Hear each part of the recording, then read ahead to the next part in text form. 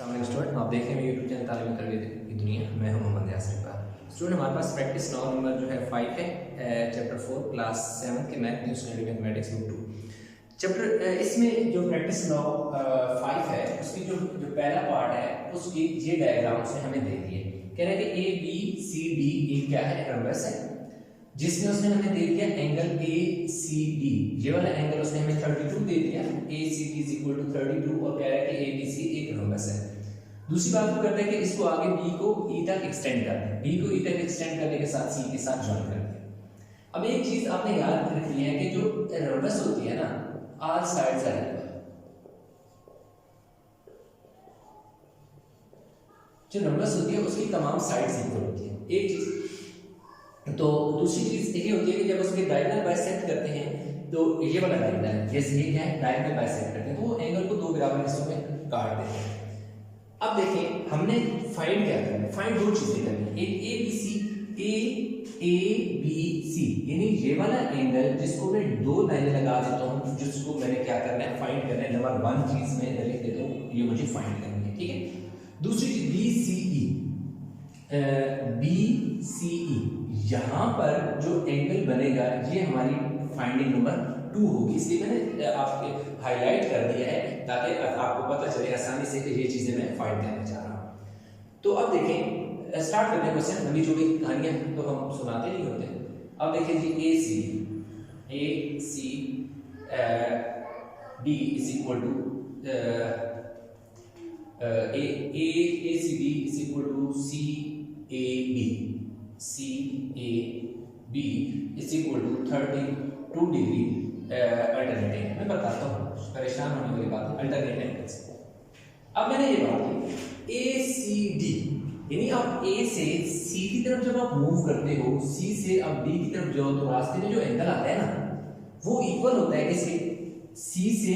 जब ए और ए से बी की तरफ आप जब मूव करोगे तो यहाँ पर जो एंगल आएगा, ये वाला एंगल और ये वाला एंगल दोनों इक्वल है और दोनों 32 की इक्वल है। और क्यों इक्वल है, क्योंकि ये अल्टरनेट एंगल है।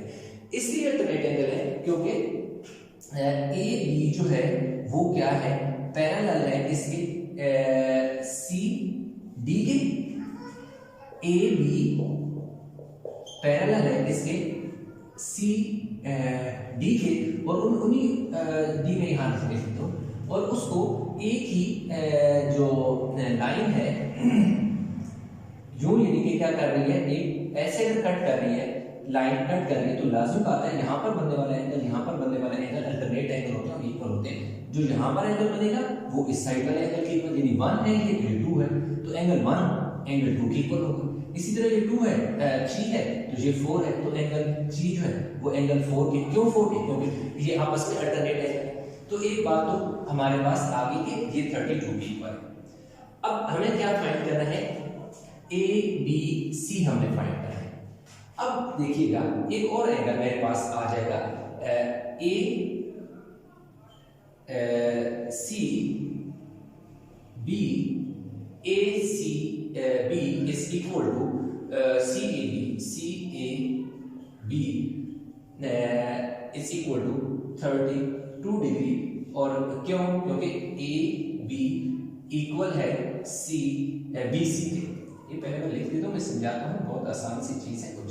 अब मैंने लिखा कि ए सी बी किस एंगल की बात कर रहा हूँ, ए सी बी इस वाले एंगल की बात कर रहा हूँ जो यहाँ पर बन रहा है, ये वाला angle A C B equal है, इसको मैं 1 कह रही। अब ये देखो मैंने 1 कह दिया, तो इसके ऊपर मैं 1 लिख देता हूँ, ये मैं 1 एंगल किसकी बात कर रहा हूँ, यहाँ पर एक एंगल है उसकी बात कर रहा हूँ, सी ए बी। जब सी से मैं ए से बी की तरफ जाऊं तो ये वाला एंगल आता है एंगल 2, यानी ये वाला एंगल क्या होगा 2।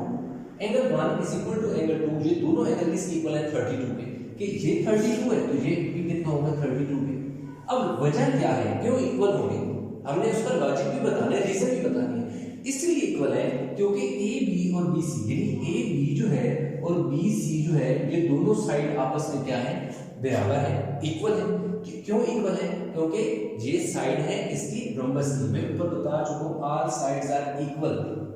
रोम्बस की A B is equal to B C is equal to C D is equal to D, सारी इक्वल है। तो जब भी दो साइड इक्वल होती हैं, यानी एक ये साइड है एक ये साइड है, ये दोनों साइड इक्वल है, तो इनके पाँव में यहाँ बनने वाला एंगल और यहाँ बनने वाला एंगल ये दोनों हमेशा इक्वल होंगे एज पर रूल।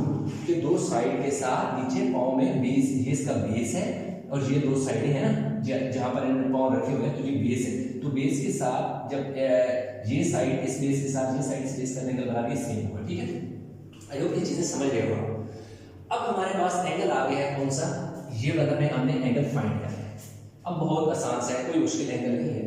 क्या करेगा, आप लिखेंगे इन ट्रायंगल ए बी सी। कौन सी ट्रायंगल, ए बी सी, ये वाली ट्रायंगल। इसमें देखो angle A, angle B, angle C is equal to 180। Interior angle of triangle 180 के इक्वल होते हैं। एरिया इनसाइड भी तीन एंगल होते हैं, 180 के इक्वल होते हैं। एंगल ए कितना है, 32 डिग्री है। एंगल बी हमें फाइंड करना है। एंगल सी जो है वो भी 32 डिग्री है और टोटल 180 डिग्री के इक्वल है। अब ये देखो ये वाला 32 और ये वाला 32, टोटल कितना हो जाएगा, 64 हो जाएगा। और angle B is equal to 180। अब एंगल बी इधर ही हो जाएगा और ये 180 में से 64 क्या हो जाएगा, माइनस हो जाएगा। तो angle B is equal to 4 और 6 10 और 10 80 और 160, 116। कैसे, 180 में से हमने 64 को क्या कर लिया, 64 को माइनस, इधर से 7 बचे, इधर 10 में से 4 गए 6, 7 में से इसके बाद 160। तो A B C is equal to 160, ये यूं भी लिख सकते हैं। एंगल बी का मतलब है ये वाला एंगल, और उसने इस शक्ल में लिखा हुआ था एंगल ए बी सी। देखो ए बी सी की शक्ल में हमने लिख दिया 160। आगे 160 कहानी होगी खत्म।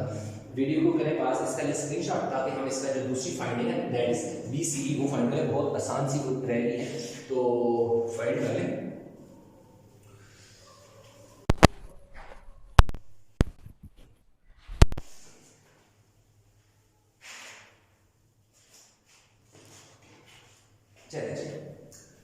अब हमारे पास एंगल हमें चाहिए ये वाला, ये जो था ये हम फाइंड कर चुके हैं। अगर आप देखें डायग्राम में तो उसने AC इसके ऊपर एक लाइन लगाई हुई है और एक इसके ऊपर एक लाइन लगाई हुई है। मैं इसको जरा सेपरेट बना दूंगा आपकी आसानी के लिए। A B E और C, उसने एक लाइन यहां लगाई है, एक यहां लगाई है। इसका मतलब ये है कि AC जो है ना वो इक्वल है CE के। यहां वो एंगल कितना दे रहा है, 32 दे रहा है, तो यहां पर भी 32 होगा। क्यों, कि जो दो सेम साइड होती हैं, इक्वल साइड, अगर जैसे ये वाली साइड है तो ये वाली साइड है, अगर यहां 32 है तो यहां 32 होगा। कौन सी, ये वाली साइड कौन सी है, AC, ये वाली साइड है। इसके साथ ये देखो कितना एंगल बन रहा है, 32। अगर यहाँ 32 है तो यहाँ पर भी क्या होगा, 32 होगा। हमने कौन सा एंगल फाइंड करना है, ये वाला पोर्शन जस्ट एक फाइंड करना है, ठीक हो। अब ये वाला एंगल भी हमारे पास कितना है, 32 है। कैसे, ये देख लें, ये कौन सी लाइन है, CB, ये वाली लाइन क्या है, CB, जो यहाँ मैंने इधर ड्रा कर दी। तो देखें, जो AC और CB की तरफ जाओ, AC और CB, तो 32 बन रहा है। ये वाला एंगल ये देखो यहाँ आ गया, ये वाला एंगल यहाँ आ गया। तो इसमें ये वाला एंगल हमने क्या करना है, फाइंड करना है इसको। चलिए हम स्टार्ट करते हैं। अब हमारे पास हम क्या करेंगे, angle A plus angle E plus angle C is equal to 180। अब आपने गौर से समझना है कि एंगल C ये पूरा एंगल है। एंगल C कौन सा है, एंगल C ये वाला पूरा एंगल है। लेकिन ये पूरा जो एंगल है ये दो हिस्सों में है। एक 32 है, कहां से कहां तक, एक यहां से यहां तक 32 है, और दूसरा कौन सा है, BCE, यानी B से C की तरफ जाओ, C से E की तरफ जाओ, तो जो बीच में छोटा सा हिस्सा आता है उसको हम कहते हैं BCE। ये वाला हमने फाइंड करना है, ठीक है। अब एंगल A की जगह हम क्या पुट करेंगे, 32। एंगल देखिए 32 है, E की जगह क्या पुट करेंगे, 32। अच्छा, इसमें एक चीज है, ये वो आप ये देख सकते हैं कि angle ACA, angle A is equal to angle E is equal to 32 degree, और इसमें आप देखेंगे AC इक्वल टू CE। ये ट्रायंगल के ए सी और सी इक्वल है, इसलिए ये दोनों एंगल ए और ए पर बनने वाला और ई पर बनने वाला इक्वल 32 प्लस एंगल सी जो है, एंगल सी किस इक्वल है 32 plus B C, 32 plus B C E is equal to 180। अब इन सारों को ऐड करो तो ये कितना बनेगा आपका 96 बनता है। 2 2 4 2 6 3 3 6 and 3 9 plus B C E is equal to 180।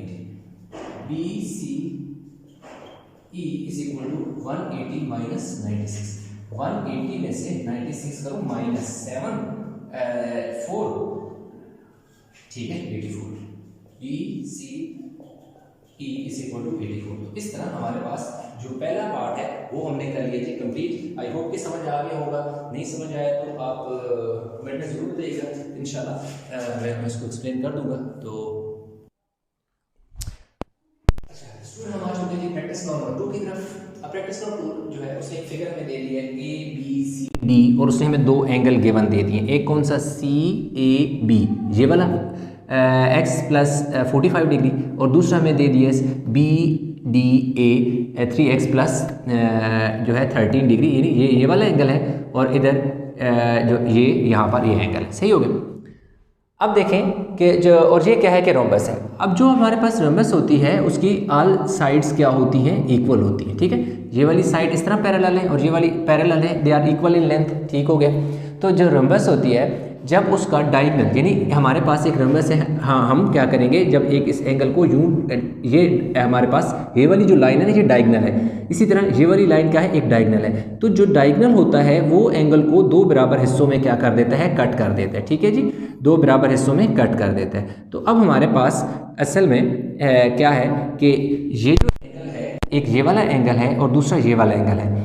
तो ये जो एंगल है ये है हमारे पास 3x प्लस 13 डिग्री इंटू 2 और मैं थोड़ा सा मुझे लिखने दें, मैं आपको साथ एक्सप्लेन करूंगा साथ साथ। ये इस तरह कि असल में ये हुआ कि जब इस वाले एंगल को काटा गया तो ये वाला जो हिस्सा है ना ये x प्लस 45 है तो ये भी क्या होगा x प्लस 45 डिग्री ही होगा। अगर ये वाला हिस्सा 3x प्लस 13 है तो यहाँ पर जो एंगल बनेगा वो भी 3x प्लस क्या होगा 13 ही बनेगा। क्यों? क्योंकि अब देखिए मैंने यहाँ ऊपर लिख भी दिया बी डी सी, देखें ये पहले वाला जो लिखा हो ये देखें बी से डी, डी से सी की तरफ जाओ, जो एंगल है वो क्या है 3x प्लस 13 होगा, क्योंकि ये अगर 3x प्लस 13 है तो ये भी 3x प्लस 13 होगा। नीचे लिखा है डी ए सी, डी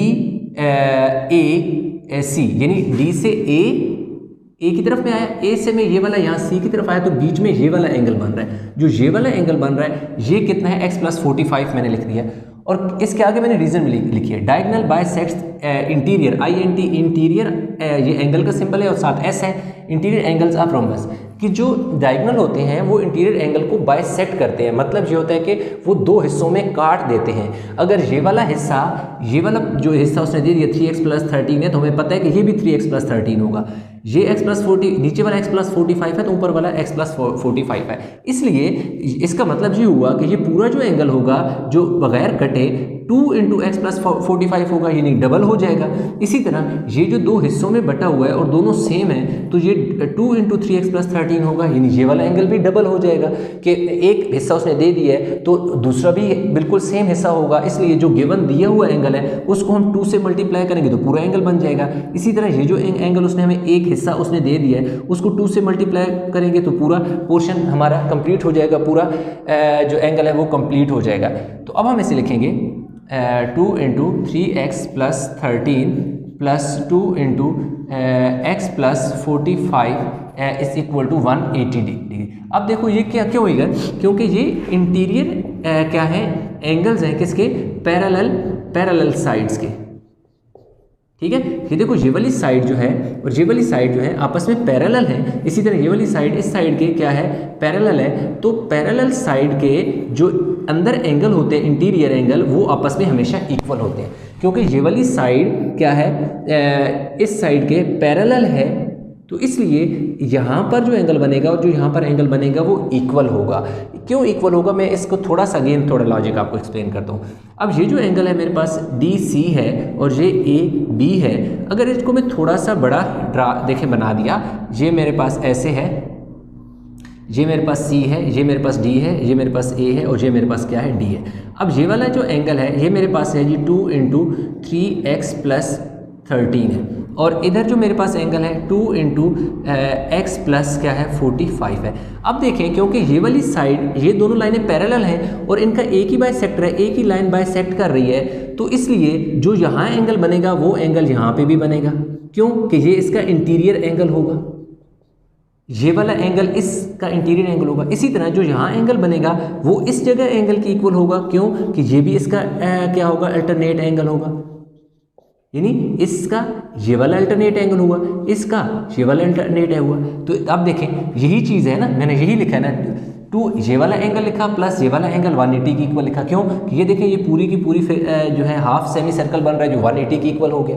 तो इसलिए हम ये वाले इंटीरियर एंगल आपस में इक्वल कहलाते हैं। उसकी रीज़न ये होती है कि अल्टरनेटिवली ये 180 के इक्वल आ जाते हैं। 6x + 26 2x + 90 180।